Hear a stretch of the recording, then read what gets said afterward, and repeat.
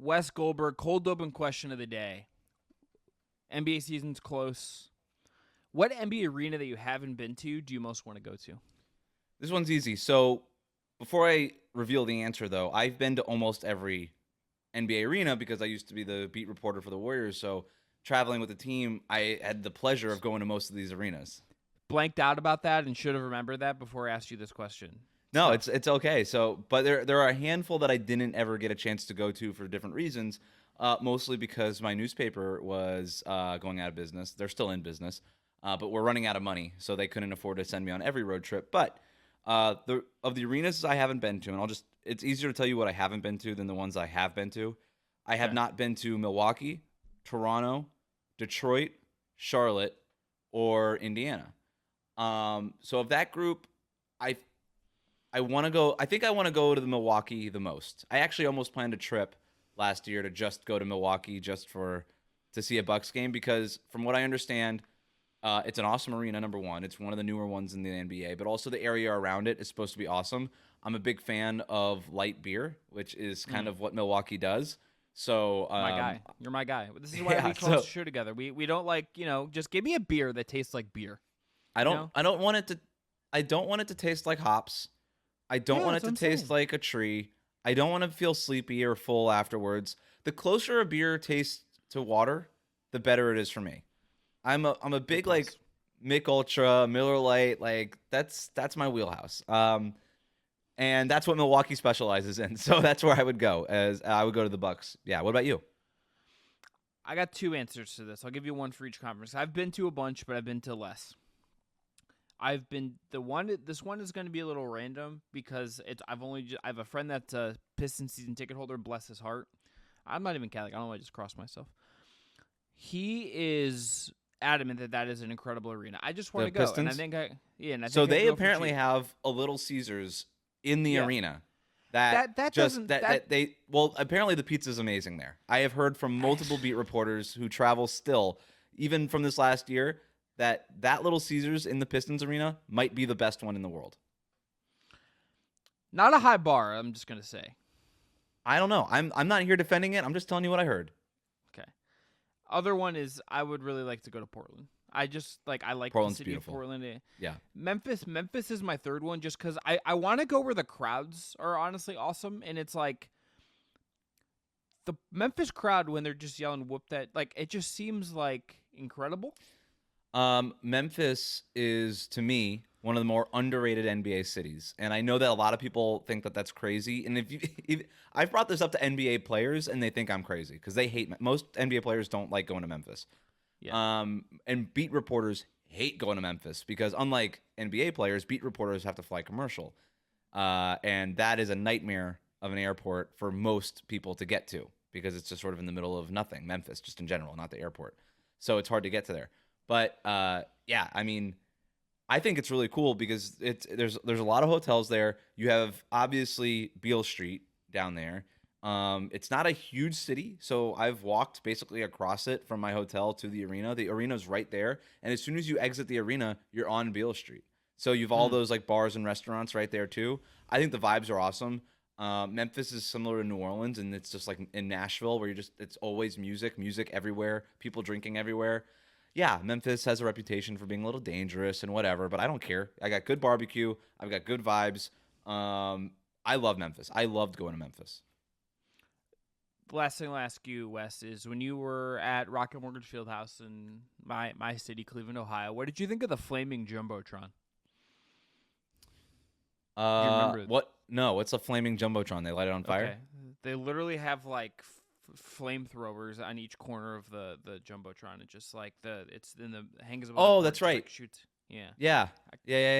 That's cool. I'm here in Miami, so they have pyrotechnics before every Heat game too, so I'm used to it. Okay. A couple of people were alarmed on it, like when I see people in town for the first time, they're a little like, "What is this? Why are they shooting flames? Why does my face feel warm?" You know? Yeah. Same thing here in Miami. Yeah, people are like, "Oh my God, we're shooting fire." Okay, didn't know that. Yeah, I'm sure they have that like in Utah. But on today's show, Western Conference tiers. We did the East. We did some crappy team talk. It's time to talk about a bunch of really, really good teams. That's coming up today on the Just Basketball Show. Oh, a spectacular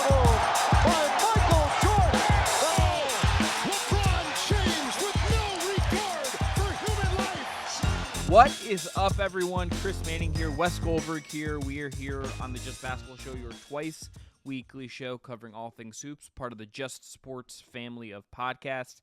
If you haven't already, please subscribe, rate, and review on your podcast platform of choice. We appreciate all those 5-star reviews. Hit subscribe on the Just Basketball Fans YouTube channel as well, and check us out on TikTok, Instagram, and X. Support for today's episode of the Just Basketball Show comes from BetMGM. If you haven't signed up for BetMGM yet, use bonus code JustBasketball, and you'll get up to a $1,500 first bet offer on your first wager with BetMGM. Here is how it works.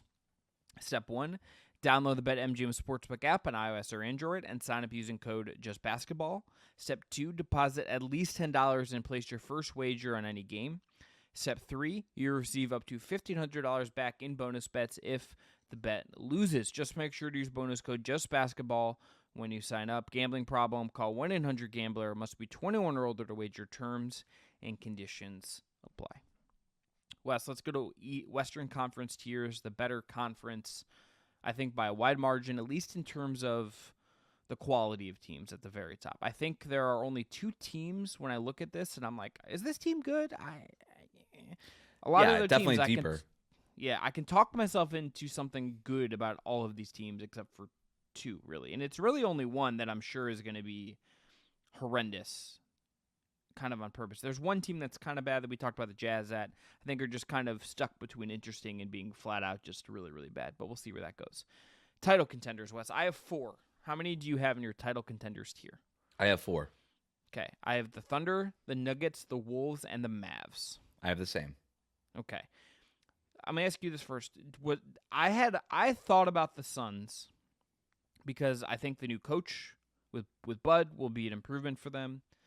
I think another year continuity. I think second year for some of these things can work a little bit better. I like some of the moves they made this summer.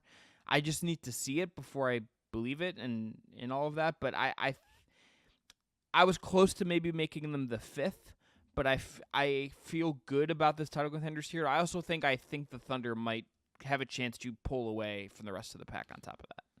Yeah, let's start with the Thunder there because that was the team when we did our Eastern Conference contenders. We had the Celtics on a tier by themselves, and if you just look roster for roster, there is no argument on paper that the 2 best rosters in the NBA are the Celtics and the Thunder.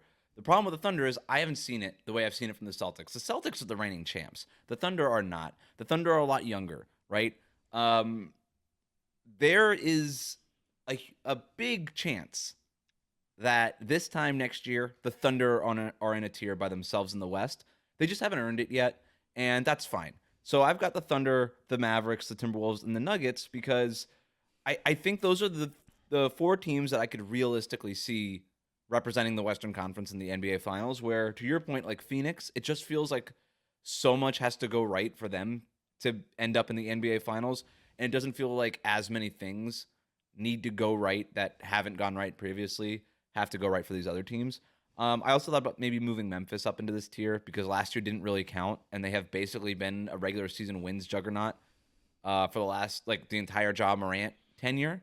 So I think if we were to do this, had Ja Morant not gotten suspended and hurt last year, we might be talking about Memphis in this next year, but we'll get to them. I have a lot more questions about the Grizzlies than I think that are kind of going overlooked in my opinion. But yeah, I mean, did you consider moving the Thunder into a tier by themselves, or are you sort of like, okay, they got to prove it first also? Prove it. Still a very young team. Had some playoff hiccups last year where it just kind of, J-Dub kind of floundered a little bit, I think struggled at times. I mean, it's still a team where, Shea has been in the league 6 years. J-Dub's been in the league 2 years. Chet just had his rookie year, obviously delayed by the injury. But, that was year 1 for him. I think to see where this team is going, West, it's I want to just see the actualization of this come fully together. For me to say, okay, this team is absolutely ready to go, absolutely bona fide on their own. I want to see 30, 40 games, just a big, big sample, and feel okay, this team is awesome. That isn't to say that they are capable, because I almost would bet that I feel like I'm going to feel that if I had to kind of look at my biases and where I'm at right now with some of this. I think it's entirely possible. They had the second best point differential in the league last year already. They were at plus 8 point possessions. Only Boston was better, and they were ahead of Minnesota by almost a full point in third. Like, they were already really good last year, and they go get Alex Caruso. They go get Isaiah Hartenstein. They get Isaiah Hartenstein. They have their roster. Like, they re-up with Wiggins. They have sort of like Kenrich Williams, Kason Wallace is in year 2. Like, all these guys you'd expect are on the right curve to get better. Shea is one of the best 7 players in the league, 5 players in the league, somewhere in there. This team is just loaded. I like Dagnall as a coach. There's not like really anything right now aside from maybe just spacing. Yeah, that's my biggest. Their wing so shooting. If we were gonna do things we like, shooting is the major question for me when it comes with the Thunder, because I don't know that their best 5 players is going to be the best fit because of the lack of spacing, right? So I'll start with what I like, though. You add Isaiah Hartenstein and you add Alex Caruso. I love that Sam Presti learned from his mistakes from the Kevin Durant, Russell Westbrook, James Harden, Serge Ibaka years, where he was so gung-ho on building the rest of the roster through the draft also, that he kind of wasted that opportunity to go win a championship. They went to the 2012 finals, and then that was it. They never got back to the finals, in part because they didn't have enough playoff experience to get there and a lot of other things that went wrong. But he said, okay, I'm not doing that again. I have money to spend. Let's go get Isaiah Hartenstein. Maybe it's a slight overpay. Doesn't matter for us. All of our guys are on rookie scale contracts. By the time those contract extensions kick in, we'll be able to get out of the Hartenstein deal if we want. Alex Caruso, go get a guy who can be a plus, who is one of the better perimeter defenders in the league, can be a guy on a championship team, as we've seen. I like all of it. I like all of it for them. They got killed on the boards by the Mavericks last year. Isaiah Hartenstein is going to help them. The Knicks were first in rebounding rate last year. The Thunder were 28th. That was in large part because of Hartenstein. He's going to help the Thunder a lot on the boards. Caruso is going to double down on their perimeter defense, which was already his strength, and now he's only better. He can hit open jumpers, as we've seen. So I think it works. My problem is if it's a start, if you have a lineup out there starting, closing, in the middle, whatever, of Hartenstein, Chet Holmgren, Jalen Williams, Alex Caruso, Shai Gilgeous-Alexander, which I think is their best 5 players, I don't really love any of those guys as a legitimate floor spacer. Like, I know Jalen Williams shot well during the regular season from 3, not so great in the playoffs. Shai Gilgeous-Alexander has been streaky as a 3-point shooter. Alex Caruso is reluctant to take threes. Even if he makes them at a high clip, he doesn't take them at a high volume. Chet Holmgren is a good 3-point shooter for a 7-footer, but he's not like a good 3-point shooter like Karl-Anthony Towns is. Like, he's still a good 3-point shooter for a 7-footer. And then obviously Hartenstein is not a floor spacer. So this team feels really like they're going to need Isaiah Joe to kind of unlock a lot of these lineups, and he's just a limited player. And he's just not clear. He's clearly not as good as some of these other guys. So spacing, I think, is going to be a concern. And by the way, we saw it last year. They were number 1 in the league in the regular season in 3-point shooting percentage at almost 39%. And in the playoffs, they were 9th out of playoff teams in 3-point shooting percent, just over about 35%, which would have been one of the worst 3-point shooting percentages over the course of the regular season. So I don't think they're going to repeat as the top 3-point shooting team by percentage this year. The other part of it, you mentioned like their record and their net rating. They were one of the healthiest teams in the league last season.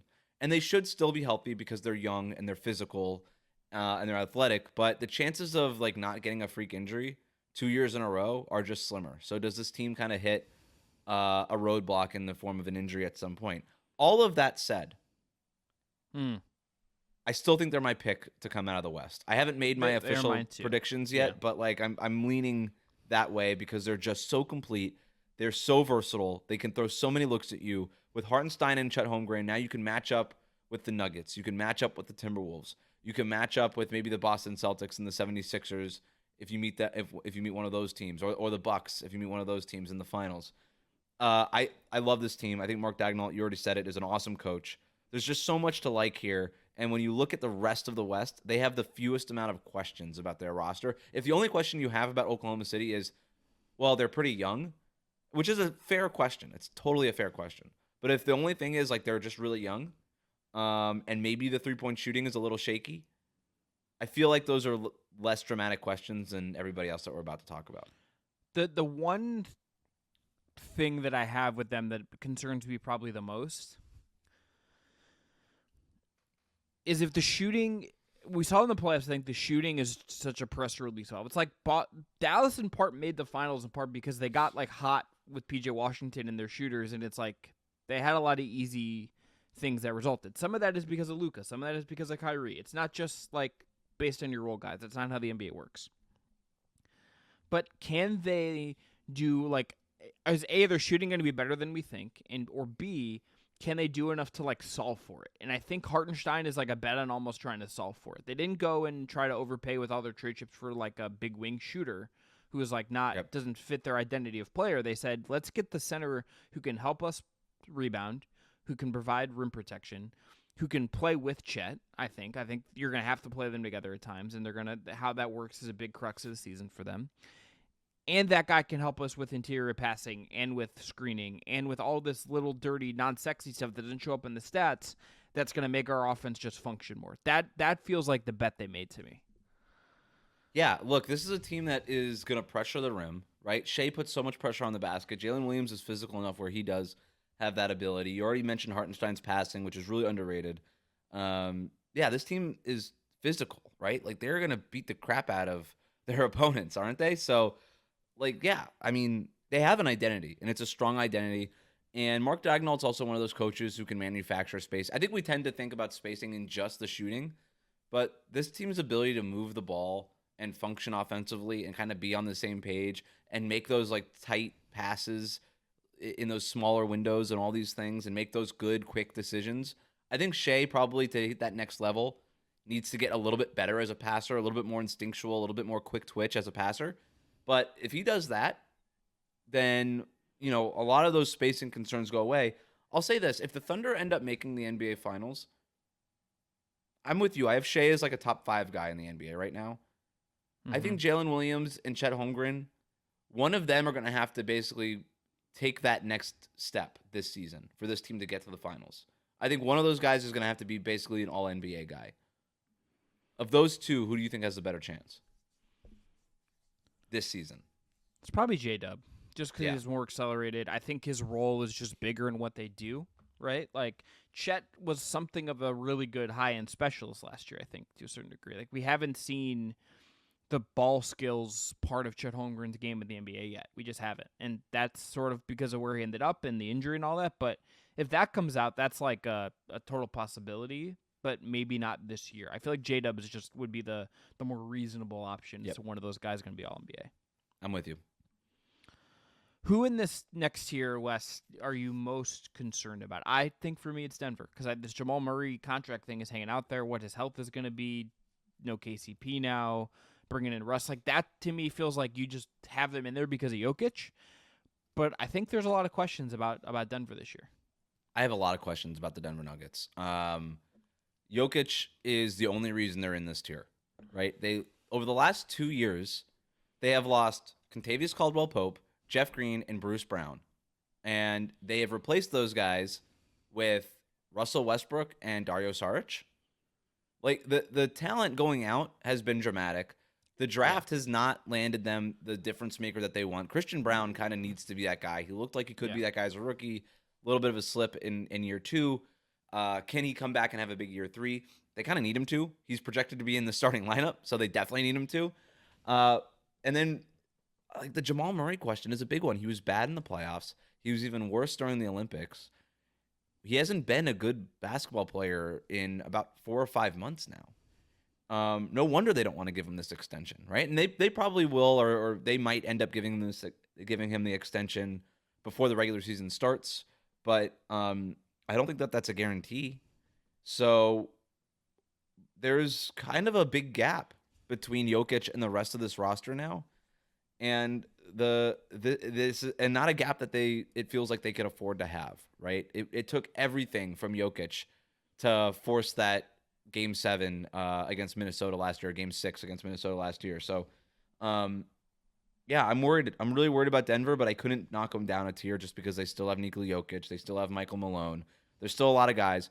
I think we're going to figure out whether or not we need to really freak out about Jamal Murray within the first couple months of the season, but there's clearly something going on with him. Like, it's got to be a health thing or something, Chris. I don't know what's going on, but he just does not look right and hasn't looked right for a while.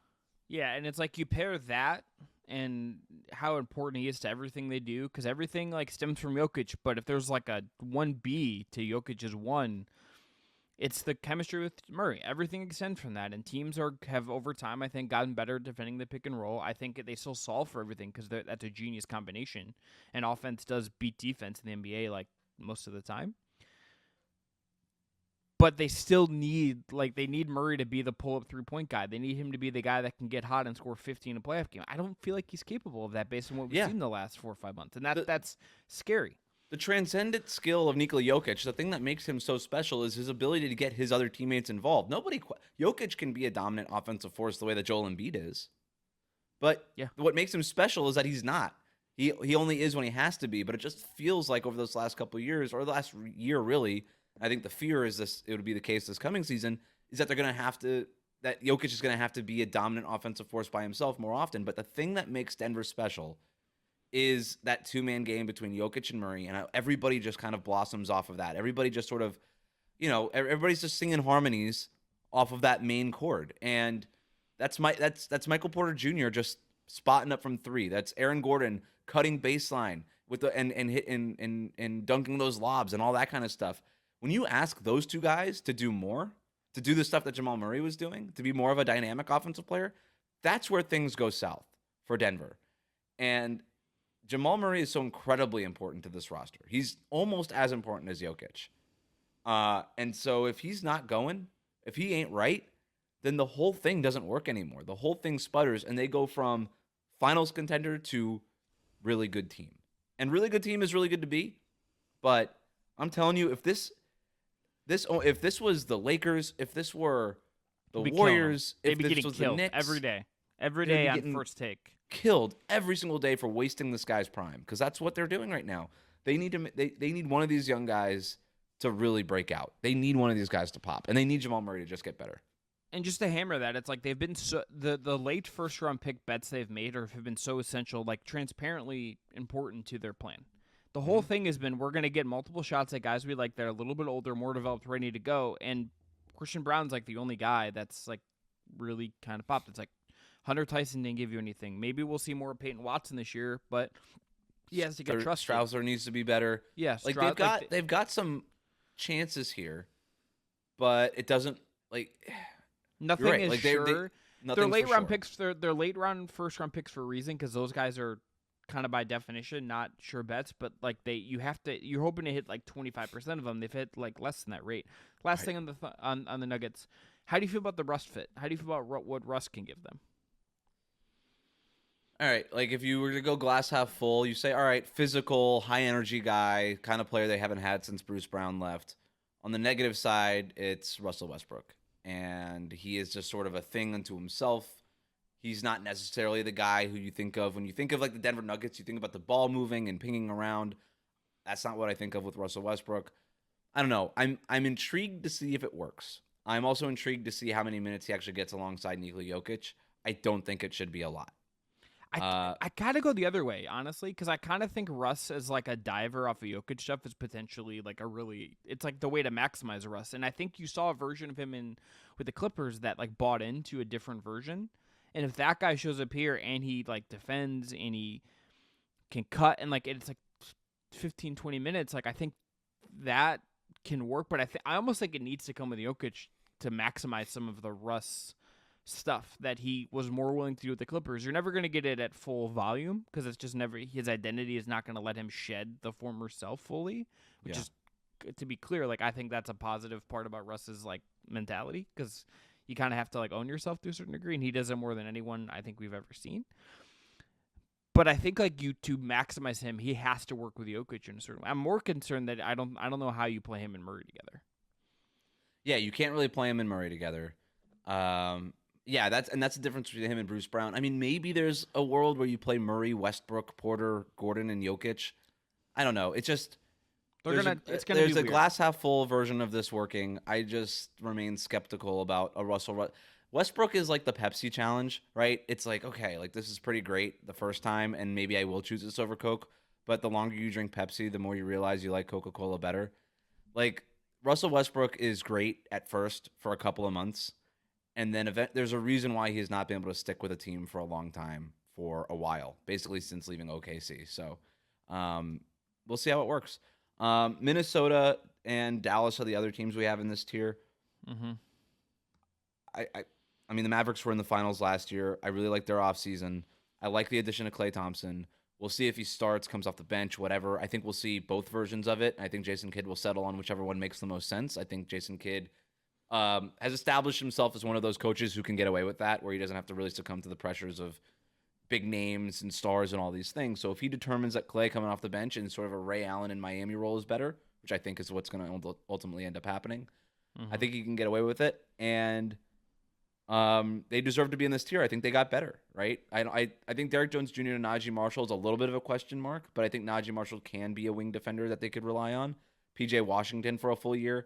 I think Derek Lively is going to take a big leap this coming season. The word out of Dallas is that this guy's just ready to make a big step forward.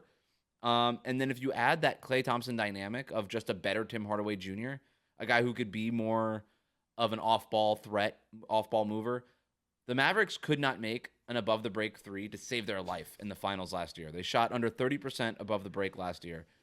They were more reliant on corner threes than any team in the league last season. The one thing about Klay, he could still make an above-the-break three at an elite rate. So it's a little bit less paint by numbers. It gives Luka and Kyrie just one other guy to pass it to at a different angle. That'll help the offense. And then for the Timberwolves, they're basically the same team, but they're really reliant on Rob Dillingham, in as far as just being a backup ball handler. If one of Mike Conley or Anthony Edwards goes down for a long time, this team's in a lot of trouble from a ball handling perspective. There's Mike Conley misses 20 games. They're going to be like the 6th seed, and they're screwed at that point. But if everybody's healthy, I mean, the roster's great. Here's what I would say more than anything else about this tier, Wes, as we talk through it. I think Denver, Minnesota, and Dallas all have downside cases if things just go a certain way and have some roster issues. The Thunder, I don't feel as strongly about their downside, and that almost makes me feel like that's why I feel struggle about them. It's that I feel great about them, and I feel like their floor is just a lot higher than these other teams right now. So this is where you and I are going to disagree, I think, is in this next tier. Yes. I have, for the record, 4 tiers in the West. Mine are a little goofy. I'm going to be completely You have honest. like 6, right? Yeah. All right. So give me your second tier. Give me your next tier here. Memphis, Phoenix, New Orleans. Memphis, Phoenix, New Orleans. Okay, interesting. So my next tier, so I'm going to assume you have the Clippers, the Lakers, and the Kings in the next tier. Yeah, I have that's called my good but not good enough tier. All right, so I have all of these teams in that second tier. Okay. I have 1, 2, 3, 4, 5, 6 teams in my second tier. It's the biggest tier in the league. Memphis. Who do you? I have I have 7. What team are we missing? 1, 2, 3, 4, 5, 6. Oh, I see. Memphis, okay, so yeah, Phoenix, I've got New Orleans. I know Sacramento, who it is. The Lakers, Clippers, Warriors. I've got the Grizzlies, the Suns, the Clippers, the Lakers, the Pelicans, and the Kings. I do not have the Warriors. I have the Warriors in a tier below these 6 teams. Maybe that's a good place to start with this tier then. To me, I could see if kind of 1 or 2 things goes right for those 6 teams, I could see them being in the Western Conference Finals, right? Yeah. Like if Memphis, Ja Morant comes back, he's what he was before the suspension and the injury. Zach Edey is a good enough fit as a screen and roll guy. Desmond Bane is back and healthy. They eventually get Brandon Clark back. Jaren Jackson has a good year. All this stuff, and they just look like the Grizzlies from 2 years ago. Obviously, that's a team that can make the Western Conference Finals. Phoenix, same thing. Mike Budenholzer comes in. Tyus Jones and Monty Morris are a good fit. Better chemistry in year 2 of this Kevin Durant, Devin Booker, Bradley Beal thing. Maybe Beal's a little bit healthier than he was last year. It's easy to see that team has the talent to get to the Western Conference Finals. It wouldn't be crazy to think that. The Clippers, I know they lost Paul George. They still have Kawhi Leonard, James Harden, Ty Lue. This team was always going to go as far as Kawhi was healthy, with or without Paul George. So if you get a healthy Kawhi Leonard in the playoffs, this team can make the Western Conference Finals. The Lakers have LeBron and AD. They were in the Western Conference Finals 2 years ago. Would not be crazy for them to be in it again. The Pelicans, healthy Zion. Hold on. Healthy Kawhi Leonard is just like I'm done. I'm done assuming that's ever going to happen. You and I agree on this. I have a rule, and it's to never trust the Clippers, but they deserve to be in this tier.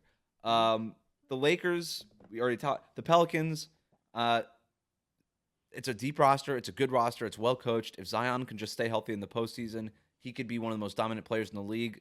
it wouldn't be crazy to see them in the Western Conference Finals. And the Kings have like 2 All-NBA guys between De'Aaron Fox and Domantas Sabonis. They added DeMar DeRozan. They still have Malik Monk. I think this is going to be an offensive powerhouse, potentially, as long as they can get the spacing and the lineups and all that kind of stuff settled. Mike Brown's a good coach. It wouldn't be crazy to me to see the Kings in the Western Conference Finals either if certain things break right. The Warriors, though, it just feels like they need half a dozen things to go right for them to make the Western Conference Finals. It just doesn't seem realistic for them. So I have them in a tier below, even though I at first blush I would have put them in the same tier because of the Warriors and it's Steph, Steve Kerr, and Draymond Green. I just couldn't get there. Yeah, I think that's probably right. I think I'm gonna bump them down to it.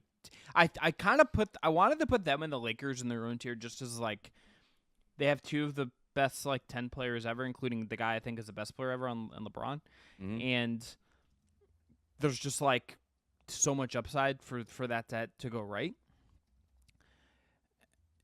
Whereas like Jamal Murray is one of the biggest question marks in the league as like a point guard. It's like we kind of know, I think, health provided what Steph is going to be. Yep. The concern I think I have with them really just we talked about this last week. It's like teams that are in this weird spot where a lot of their young guys have to come through in a major way. Do the timelines add up? It's the same old thing with them. It feels like since they won the title, we've been stuck in a time loop with where the Warriors are at. Like, it feels like they've just been in the same spot for 3 years now. They, since they won the finals in 2022, they have doubled down on youth. I don't think I think their roster is a little bit better than it was last year, but not in a major way that gets them to the top of the Western Conference. I mean, this was a play-in tournament team last year. They finished 10th in the West last year. They didn't do anything to substantially improve from that. So, yeah, I look at Steph Curry. He's going to have no help. Every opposing defense is going to throw the kitchen sink at him. And there's no real release valve, right? Like, even if he does throw that little pass to Draymond Green and Draymond's on the short roll, well, where is he throwing the pass to? Among the half dozen things that need to go right for the Warriors, maybe the biggest one is Jonathan Kuminga turning into basically an all-star caliber player, right? He needs to take that leap now. And it needs to be a huge leap. And I just don't see it happening. Draymond is not that guy anymore. You can't rely on him offensively. I just don't know who the number 2 option is in Golden State. It's not. Maybe it's Brandon Podziemski. Maybe he takes the leap. Maybe it's Kuminga. Maybe one of these guys takes that major leap. But it just feels like so much has to go right for this team to break through to that next tier. But let's go back to that other tier with those other 6 teams. Well, I think the Pelicans are the team I want to highlight. Okay, let's do it. Because what is are they just actually running this back with Brandon Ingram? And like didn't go get another center? Like this. Can I tell you my favorite fake trade that I just came up with? Please hit me. All right, so we know that the Pelicans can't move Brandon Ingram, and the Bulls can't move Zach LaVine. Oh no! I'm shooting this one. And wait. Let me tell you the whole thing. God. Oh boy. The Pelicans also can't trade for a center. Do you see where I'm going with this? I don't like it, Wes. So here's the deal. Here's the trade. Oh boy. Oh man, this is sad. And it works in the trade machine, so it works in real life. That's how this works. The Pelicans trade Brandon Ingram and CJ McCollum to Chicago. And the Pelicans get Zach LaVine, Nikola Vucevic, and Javon Carter for salary matching purposes. So you get LaVine, who makes a lot of sense next to Zion Williamson, not only because they were in that Mountain Dew commercial together, but also because he's a legitimate floor spacer off of Zion. That makes a ton of sense. He would be the best shooter that New Orleans has had in a long time. Yeah. Vucevic is not a great center, but he's better than what the Pelicans have. And he can at least theoretically space the floor. He had a terrible three-point shooting year last year, but I think it can only really get better than what it was last season. So he could theoretically space the floor with Zion, kind of be his Brook Lopez. And then if you're the Bulls, you get to experiment with Brandon Ingram for a year. Why not? You're not playing for anything. And I kind of like CJ McCollum for them as sort of like a backup, veteran guard to teach Kobe White and Josh Giddey the ways of being an NBA guard and a professional. So I don't know. It's my favorite trade. It's like not quite a win-win, but if both teams are just desperate enough to get out of their current situations, it's definitely not a lose-lose. sold me on. You had me at Javon Carter. Okay, very good. That's the part that tips it over. Okay. Yeah, that's the edge. I that would not be a bad risk for the Pelicans to try to get better right now. It's like the McCollum thing is not. I think he's kind of like not exactly what they need. Levine isn't, or Vooch isn't really what they need either. But like considering like their assets are kind of what they are, it feels like that could be a way out to some. They're starting Eve Missy right now. Probably he's the projected starter. He might. I like him a lot, but he's a rookie. Yeah, it's a rookie, and Vooch doesn't. Vooch is like a spacer off of Zion. The real answer might just be like a lot of Zion at the 5, because Zion can just like wreck in that way, and defensively we'll see where he gets. I think that roster just where I'm stuck with them. It's like I think the highs are incredibly tantalizing because of Zion, because of I think some of the role guys like Trey Murphy, a lot of upside there. I think Herb Jones, one of the best perimeter defenders in the league, who's really developed as a shooter as well. There's just like upside for that team to seeing what the push they've given teams in the playoffs at the time, what Zion is and what we know how unguardable he can get. There's upside there that feels like the roster right now doesn't give them a chance of actualizing. Like of the teams in this tier West, it's like I think Memphis and Phoenix are the two teams I would feel most interested in, or in like placing like a wager on. Okay, does this team like have the upside? Like I think just based on the high end talent in Phoenix and then what Memphis can be, and they're going to be a regular season wins machine. It's like I think there's a good case for those teams to just still, if you want to talk yourself into something, about being dangerous to push some of these teams to the top tier, particularly considering the vulnerabilities of the teams below Oklahoma City. New Orleans could be the third team if we were going to put a match 3 for 3, but it just feels like the roster's just not quite there, even if I'm very tantalized and intrigued by it. Yeah, the problem with New Orleans is, again, right now, the Brandon Ingram question is looming over this organization. He's not reporting to the workouts in California. That apparently reporting out of New Orleans is that they thought he was going to be there. I guess they're voluntary, but not like super voluntary. Yeah, so, and they don't have a center. They don't have an NBA center. This team actually might deserve to be, of all the 6 teams, might deserve the most to be in the lower tier, because it just feels like it's incomplete right now. They have some serious questions about this roster. I just think we're assuming that those questions are going to be answered sooner rather than later. And it feels like they need to make something happen. Does a Brandon Ingram trade happen before the regular season? And it seems like he's trying to force his hand. And he posted that thing on Instagram about don't be around people who obviously don't want you to be. I pulled up an Athletic News story that had this aggregated, that had like a post about this. Apparently, he organized these workouts in the past. He used to, and then it was a post from a Houston area pastor named Keon Henderson, speaking about the importance of, quote, staying away from environments where people don't know the true value of you, end quote. Right. That so seems he posted like that to his Instagram. It's healthy environment for the Pelicans right now. So he's trying to force his way out of there. I don't know that it's going to happen, because he's on an expiring contract. He obviously wants that max extension. He's not a max player, and the new CBA kind of pushes these guys down, and he's going to be kind of the ground zero for guy who used to get paid max money, because we used to just do that, to guy who no longer gets paid max money anymore. And by the way, this is the same reason why the Bulls can't trade Zach LaVine, because he already signed that max money contract. And him and Brandon Ingram are very similar in that, hey, good player. Nobody doubts that. Way too overpaid. Not good enough to be one of our top 2 paid guys on a championship roster. So where do you fit? That's my biggest thing. So they're going to find out. It feels like they need to make another move.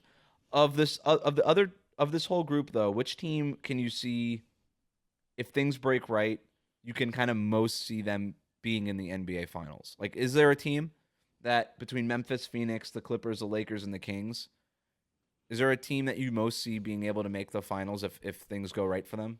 I would say not any one in particular over the others, but I would say it's like Memphis, Phoenix, or the Lakers, and I don't feel great. Like I feel not great about any of those. Yeah. All of them just have question marks. All of them have things working against them in big ways, but it's like those are the 2 teams that I feel like have at least like something solid to rest on right now. Obviously, the Lakers, like they have a head coach who's never coached at any level before besides like his kids, and like I have no idea how that's gonna go. Like we're gonna see. Yeah. Like, but they still have LeBron and Anthony Davis. Yeah, and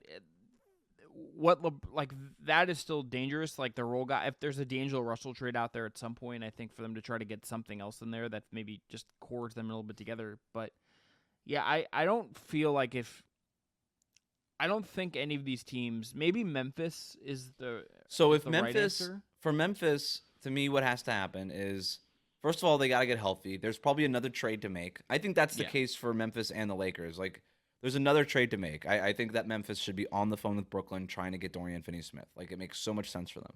Yeah. But what more than anything is, doesn't it feel like Anthony Edwards kind of stole Ja Morant's thunder a little bit? He did. 100%. He's Ja Morant was going to be the next. Ja Morant was going to be the next American face of the NBA, and Anthony Edwards is like, actually, no, I'm gonna. And he's right. He totally is.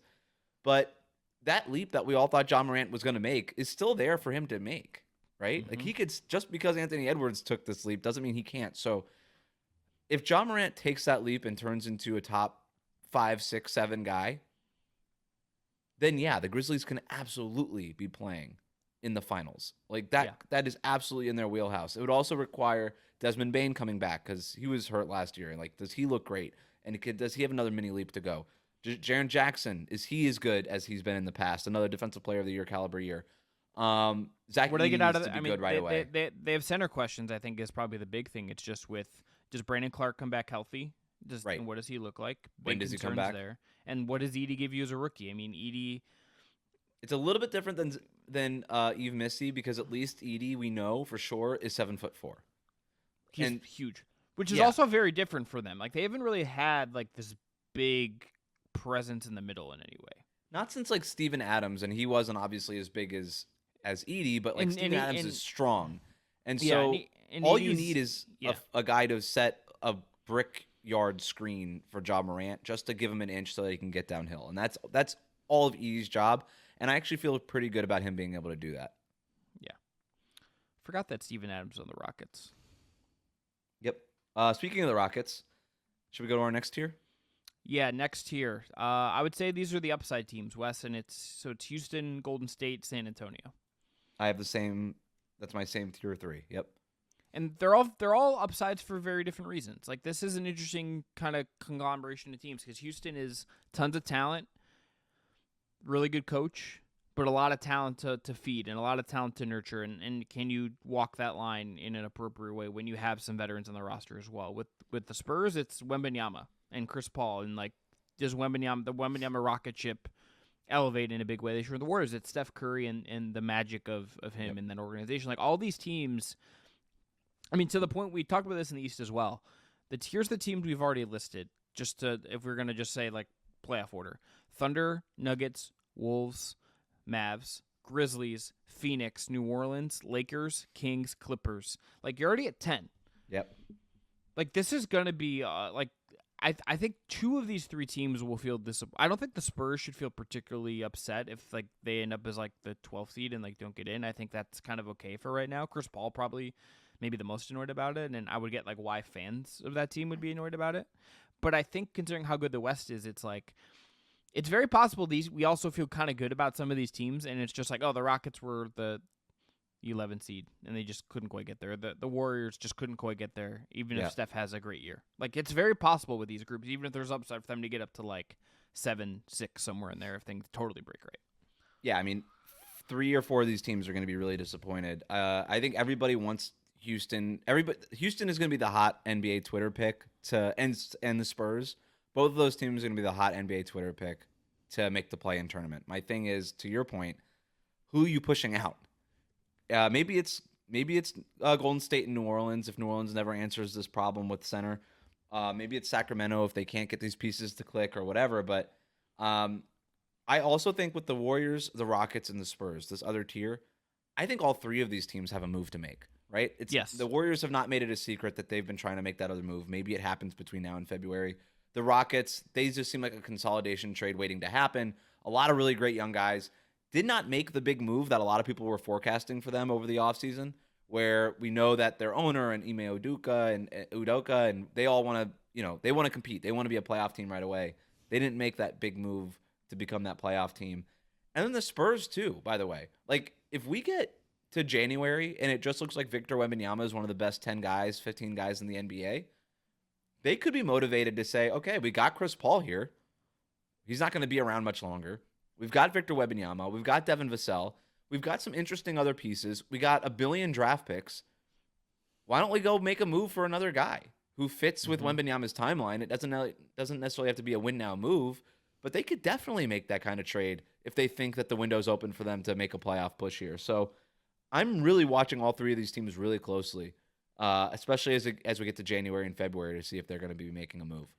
The part of this tier that I find interesting too, Wes, is just like with the Spurs in particular, but all of these teams, I think to some degree, it's like it can't just be you're the same as last year with better luck. I think they have to get better on top of that, right? Like I think that's the trickiest part of this. It's like the Warriors were the 10 seed last year at 46 wins.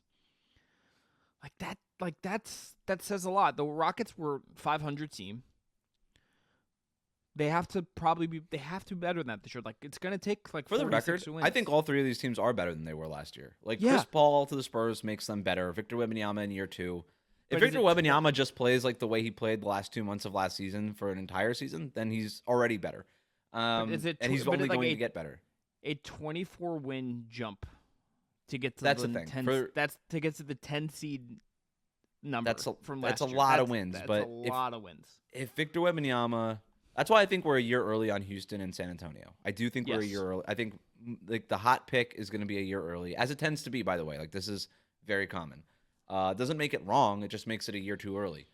I think the Warriors are better. I think letting Klay Thompson go, adding the pieces that they did with Anthony Melton, Buddy Hield, Kyle Anderson, I think they're deeper. I think they have more tools. I think the roster makes a little bit more sense. I think they're better. But the West is so deep that it might not matter, right? Like the Warriors could be qualitatively better this season and finish worse than 10th, which is where they finished last season still, because the rest of the competition got that much better. Maybe they get leapt by Houston or San Antonio, right? Like those things can definitely happen. So these are the teams that want to try to crash the play-in party, but it's far from a guarantee. I think it's really possible there are 13 teams at the end of the year in the West that we look at and say, I feel good about them in a certain kind of way, even if we're like, okay, this team isn't a title contender.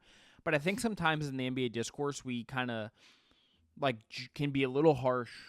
And again, that's the pejorative of being like, oh, the Clippers are like the 8th best team. It's a failure. It's like to some degree, I get why you say that, but I think some of these teams' identities will still be like, this is a good team that just like it's in a insane conference, and there's like just a lot of like quality here. How many playoff locks do you have? Can I give you I have 7. Can I give them to you? Yeah.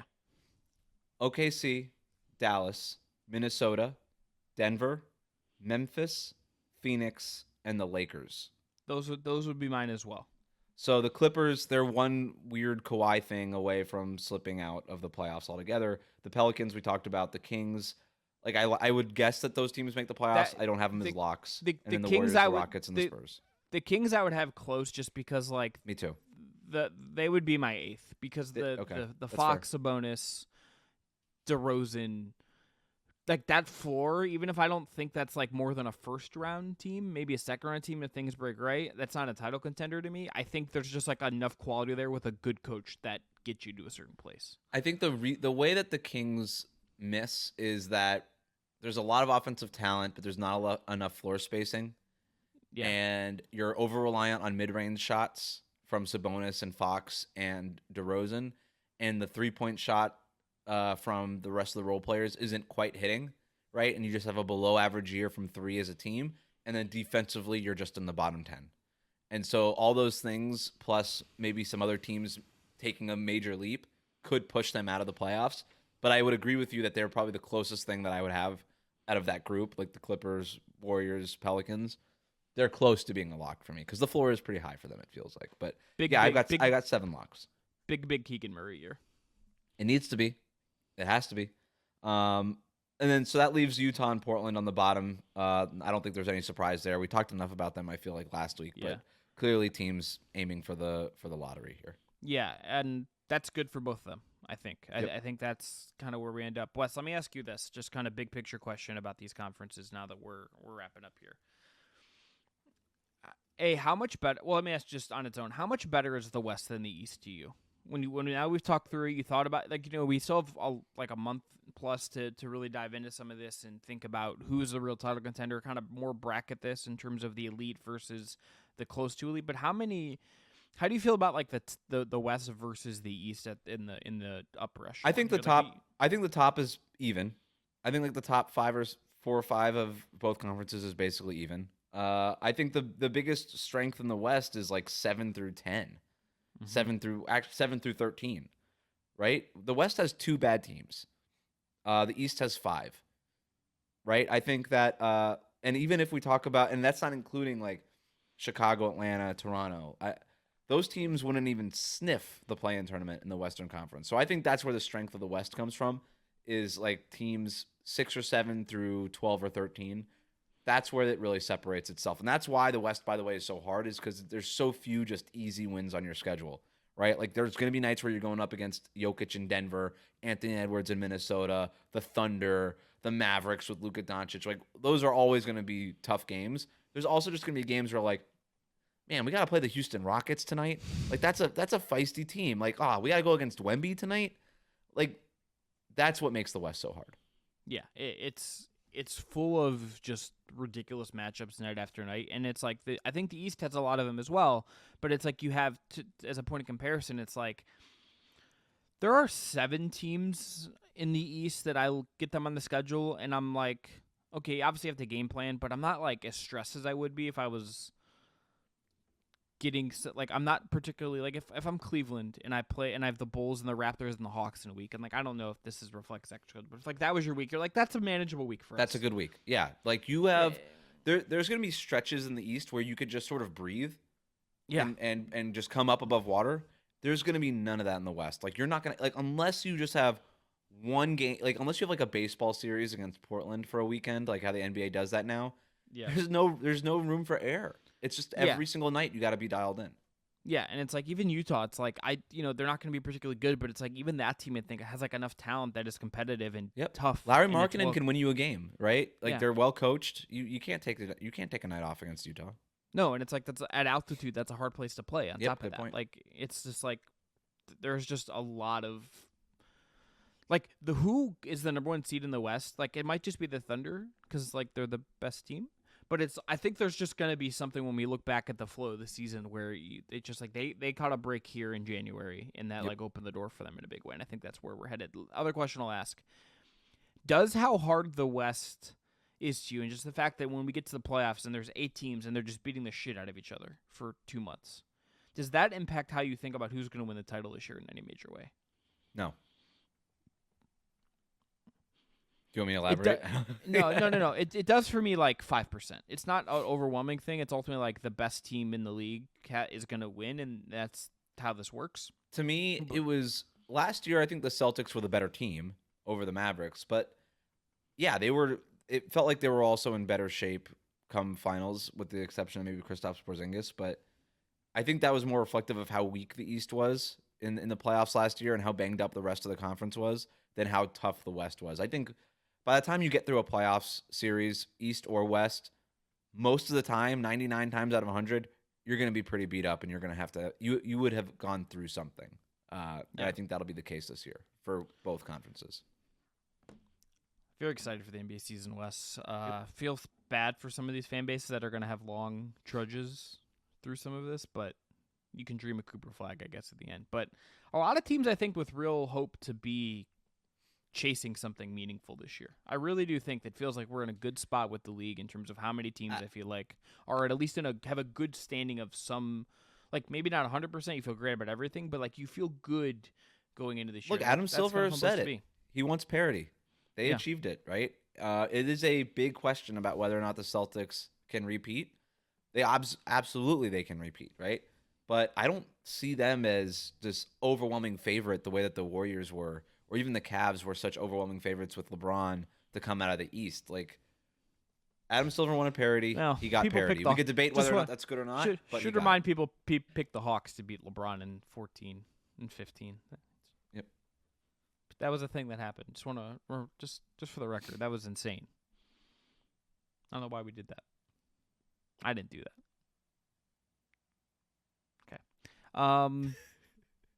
Any final thoughts, Wes? Anything else we need to do as we get out of here?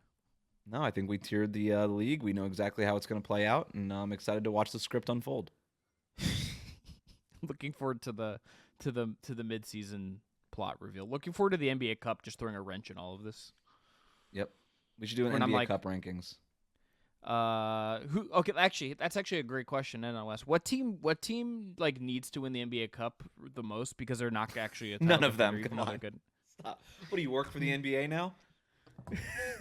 No team needs to win the NBA Cup. We don't even need to play the NBA Cup. It's ridiculous. Okay, we're 5 years away from like this. I guarantee you, at some point this is gonna win out, and I'm gonna like be really dialed into the NBA Cup. I'm not dialed in there yet. I do think it was like it helped the Pacers. It helped the Pacers last year. I think there's a case that like if one of these teams, I don't. Maybe not so much in the West, because maybe Memphis is a good example of this in the West. But like if Cleveland or Orlando in the East like had a NBA, yeah, that's Cup who I was looking at. Like Orlando could get a lot of good vibes, and I think Memphis would be like, okay, we just need a little bit of a proof of concept that we're back. Yeah, because we've had a year off. Yeah, one of those teams. If I had to answer you, I don't agree with it. I don't think it matters for anybody. But if you needed me to give you an answer, it would be one of those two teams. Yeah, I don't think LeBron cares about it, and therefore, like, I think that's... Well, he already did it, and Michael Jordan never did. So he's always got that over MJ. I mean, I can't believe you said that, not me. That's really where we're at. But and that's going to be it for the Just Basketball Show. Back at you next week with more season preview content. If there's stuff you want us to cover, let us know in the comments. We'd love to get some suggestions from you, our viewers, our listeners. You can find us on TikTok, Instagram, and X. Use that promo code JustBasketball for a first bet offer match at BetMGM. Until next time, I'm Chris Manning. That's Wes Goldberg. Thanks again to Zayn Huda for his work on TikTok, to Dylan Heiser for his work in production.